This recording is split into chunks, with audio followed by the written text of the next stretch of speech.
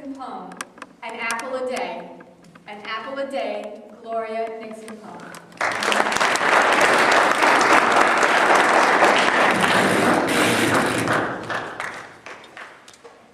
An apple a day. An apple a day keeps the doctor away. But in my case, I'm married to a doctor and I don't want to keep him too far away. Madam Contest Chair, fellow club members, and friends. You've heard it said, or have you? An apple a day keeps the doctor away.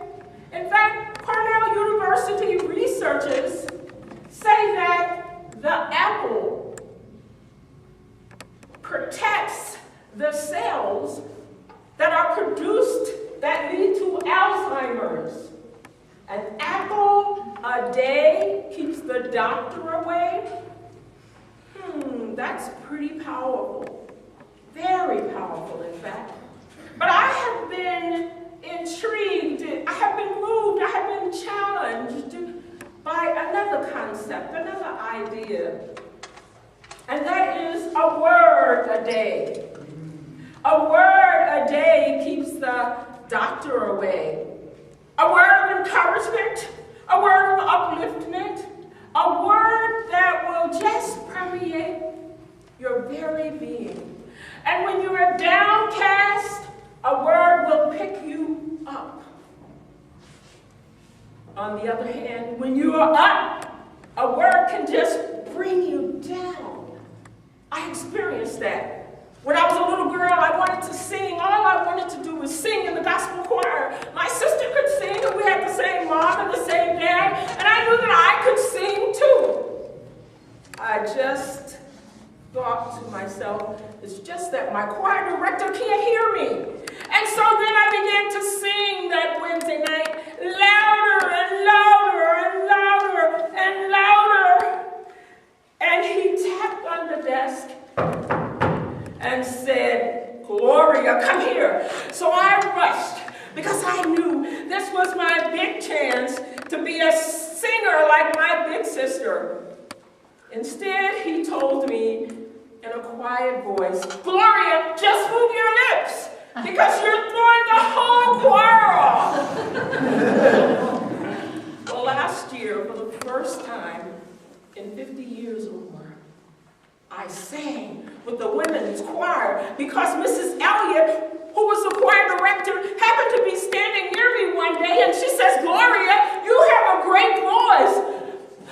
I thought to myself, a great voice? She certainly must be talking to someone in back of me, not me. And so she encouraged me. She even gave me private tutorage. And I sang in the choir in 2012. Now, I'm not going to tell you exactly how long ago that was when I was 9 years old, but you can figure that out. But the power of the spoken word is, I cannot find the words to describe it. My mother was a lady who really wanted to have her children educated. I was born and raised in an area where our schools were not that good. And my mother says, I will get my daughters, my sister and I, to a private school. Only one little problem, no money. So my mother thought about it, she prayed about it, she asked God to give her the money. She said, and one night, about 2 o'clock in the morning, a word came to my mother. She said, the word was, if you sell lunches to the children at the school, then you won't make enough money to send your daughters to private school. My mother thought about this, and she said, this makes absolutely no sense. How can I sell lunches to children who have no money and make enough money to send my daughters off to make sure they get good education? Well, my mother thought about it, and she thought about it. She said, the value of a word. She says, that word came to me for a reason. And so she started out making lunches for the children. By the way, in our class, there were 370 children in our school, first grade, second grade, and fourth grade. She made those lunches, she worked tirelessly, and when it was all said and done, she says, I'll sell the lunches to the children who have money, and I'll give the lunches to the children who have no money, and I will hopefully make enough to send my girls to a good school. So she started selling lunches, and sure enough, that word that just boiled up inside of her, make the lunches, sell the lunches, give the, she did it over and over and over, year after year. She was able to raise enough money to send my sister and I to school. And as a result of that, my whole outlook on education was different. My whole outlook. You know, I was strapped with a learning disability, and people would say, oh, you know, maybe you can't learn everything, don't worry about it.